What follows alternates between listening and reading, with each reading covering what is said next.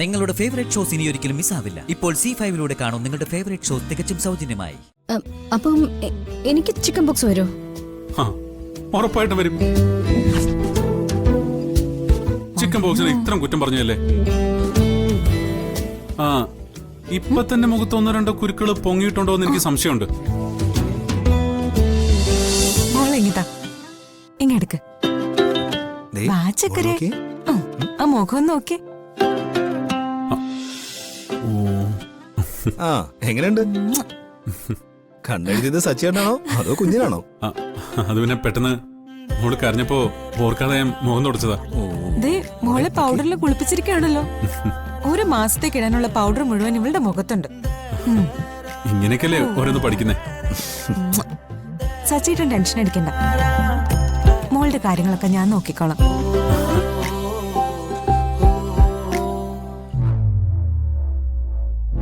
അച്ചച്ചേച്ചിക്ക് ഒരു പേടിയുമില്ല. സ്നേഹയുടെ അസുഖം മാറട്ടെ, എന്ത് സംഭവിക്കുമെന്ന് കണ്ടറിയാം.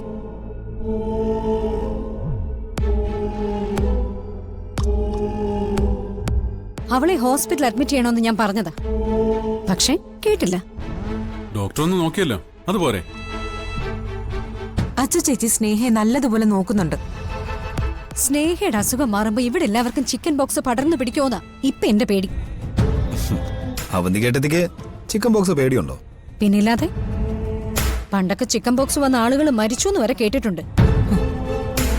എന്തായാലും സ്നേഹമോക്ക് അങ്ങനെയൊന്നും സംഭവിക്കില്ല. സ്നേഹ മരിക്കുമെന്നല്ല ഞാൻ പറഞ്ഞത്. അറിയാവുന്ന ഒരു കാര്യം ഞാൻ പറഞ്ഞേ ഉള്ളൂ. അപ്പൊ പിന്നെ അവന്തിക അടുത്ത് എന്തായാലും പേടിക്കണം. എന്തിന്?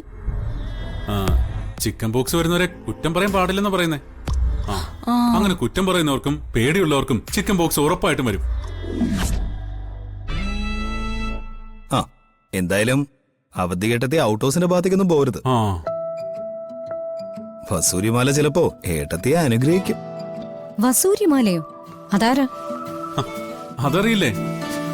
അതൊരു ദേവിയാ. ആ ദേവി നമ്മൾ അനുഗ്രഹിക്കുമ്പോഴാ ചിക്കൻ ബോക്സ് വരുന്നെന്നാ പണ്ടുള്ളവര് പറയുന്നേ. ചിക്കൻ ബോക്സ് വരുന്നവരെ കുറ്റം പറഞ്ഞാ ആ ദേവി കുറ്റം പറയുന്നതിന് തുല്യ. അപ്പൊ കുറ്റം പറയുന്നവർക്ക് ദേവി ഉറപ്പായിട്ടും ചിക്കൻ ബോക്സ് കൊടുക്കും. അപ്പം എനിക്ക് ചിക്കൻ ബോക്സ് വരുമോ? ഉറപ്പായിട്ടും വരും. ചിക്കൻ ബോക്സിന് ഇത്രയും കുറ്റം പറഞ്ഞല്ലേ? ഇപ്പൊ തന്നെ മുഖത്ത് ഒന്നോ രണ്ടോ കുരുക്കള് പൊങ്ങിയിട്ടുണ്ടോ എന്ന് എനിക്ക് സംശയമുണ്ട്. ഒന്ന് കണ്ണാടി നോക്കി. ശരിയാ അല്ലേ? സച്ചിൻ, എന്നെ വെറുതെ പേടിപ്പിക്കല്ലേ. സച്ചേട്ടൻ പറയുന്നത് സത്യമെന്നാ എനിക്കും തോന്നുന്നത്. ഇത് അതിന്റെ തന്നെയാന്ന് തോന്നുന്നു. എന്തായാലും ഒരു ഡോക്ടറെ കാണുന്നത് നന്നായിരിക്കും. ഏയ്, എനിക്ക് അങ്ങനെയൊന്നും വരില്ല. അതിനും ഞാൻ ചിക്കൻ ബോക്സിന്റെ കുറ്റമൊന്നും പറഞ്ഞില്ലല്ലോ. ഞാനിപ്പോ വരാം.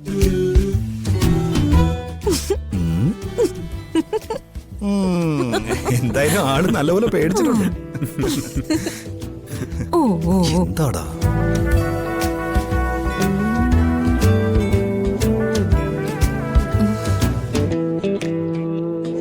ദൈവമേ, ഇനി ഇത് ചിക്കൻ ബോക്സിന്റെ വല്ല സിംറ്റംസും ആണോ?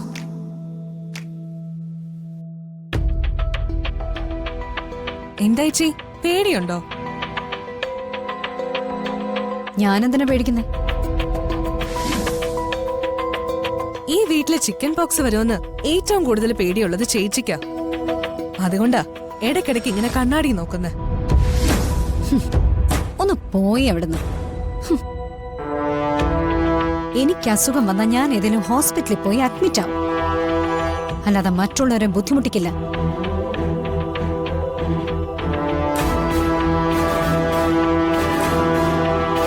അസുഖം വരുന്നതിന് തൊട്ടു മുൻപ് വരെ എല്ലാവരും ഇങ്ങനെ പറയും. അസുഖം വന്നു കഴിയുമ്പോ കാണാം കിടന്ന് നിലവിളിക്കുന്ന. ഇനിയെങ്കിലും മറ്റുള്ളവരെ പരിഹസിക്കുന്നതും പുച്ഛിക്കുന്നതും ദൈവം ഇതൊന്ന് നിർത്ത ചേച്ചി. നീ എന്റെ അനിയത്തി തന്നെയാണോ?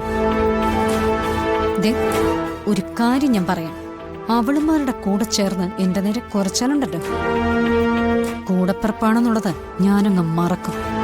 അല്ലെങ്കിൽ തന്നെ ചേച്ചി എപ്പോഴാ എന്നെ സ്നേഹിച്ചിട്ടുള്ളത്? ചേച്ചിക്ക് എപ്പോഴും സ്വന്തം കാര്യം മാത്രമായിരുന്നു വലുത്. ചേച്ചിയുടെ അനിയത്തി ആയതുകൊണ്ട് തന്നെയാ ഞാൻ ഈ വീട്ടിൽ വന്നത്.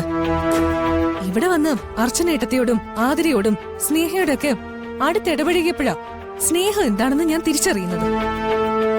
ചേച്ചിയുടെ മനസ്സിൽ പകയും വിദ്വേഷവും മാത്രമേ ഉള്ളൂ. നിന്റെ ഉപദേശമൊന്നും എനിക്ക് ആവശ്യമില്ല. എന്റെ മനസ്സിൽ പകയുണ്ട്, ഈ കുടുംബത്തോടും ഇവിടെയുള്ളവരോടും. ഇവിടെയുള്ളവര് നമ്മളോട് എന്ത് തെറ്റ് ചെയ്തു? ചേച്ചി കേട്ടതും അറിഞ്ഞതും ഒന്നും ശരിയാണെന്ന് എനിക്ക് തോന്നുന്നില്ല. ഒരു കാര്യം മാത്രം ചേച്ചി മനസ്സിലാക്കിയാൽ മതി. ഇതുപോലൊരു വീട്ടില് നന്ദേട്ടനെ പോലെ സ്നേഹമുള്ള ഒരാളുടെ ഭാര്യയായിട്ട് ജീവിക്കാൻ ഒരു അവസരം ചേച്ചിക്ക് കിട്ടിയില്ലേ? സ്വന്തം ജീവിതം എറിഞ്ഞുടച്ച് കളയരുത്. ഈ ജീവിതത്തിന്റെ വില എത്ര വലുതാണെന്ന് ചേച്ചിക്കിപ്പോ മനസ്സിലാവില്ല. അത് മനസ്സിലാകുമ്പോ കയ്യിൽ ഈ ജീവിതം ഉണ്ടാവില്ല. ഒരു കുടുംബജീവിതം ഉണ്ടാക്കി സുഖിക്കാനല്ല ഞാൻ ഇങ്ങോട്ട് വന്നത്. എന്റെ പ്രതികാരം തീർക്കാൻ വേണ്ടി തന്നെയാ.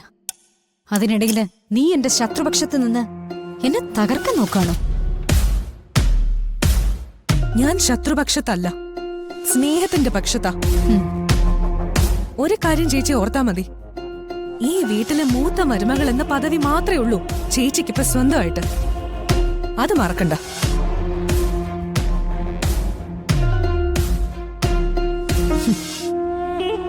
ഈ വീട്ടിലെ മൂത്ത മരുമകൾ പോലും ഇന്ന് വരെ ഞാനത് മനസ്സുകൊണ്ട് പോലും അംഗീകരിച്ചിട്ടില്ല. പിന്നല്ലേ മോളെ,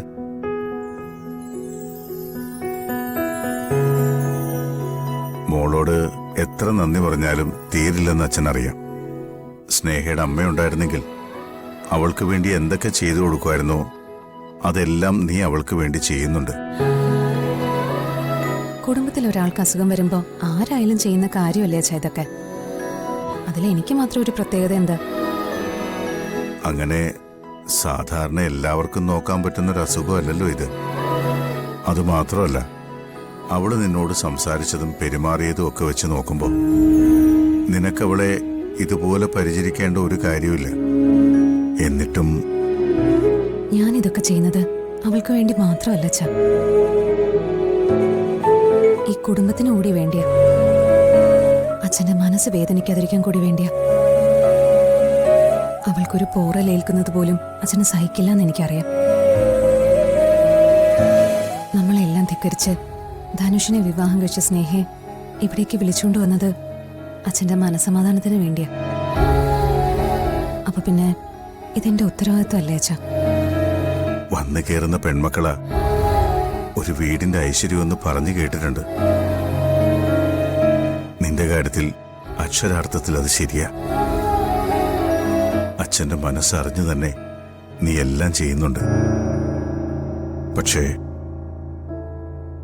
ഇപ്പോഴും തീരാത്തൊരു സങ്കടം അച്ഛന്റെ ഉള്ളിലുണ്ട്. അതിനെങ്ങനെ പരിഹാരം കാണാനാവുമെന്ന് അച്ഛനറിയില്ല മോളെ. അച്ഛന്റെ ആ സങ്കടം എന്താണെന്ന് ഞാൻ പറയട്ടെ. ഡൗൺലോഡ് ചെയ്യൂ C5 ആപ്പ്. കാണൂ എല്ലാ എപ്പിസോഡുകളും സൗജന്യമായി.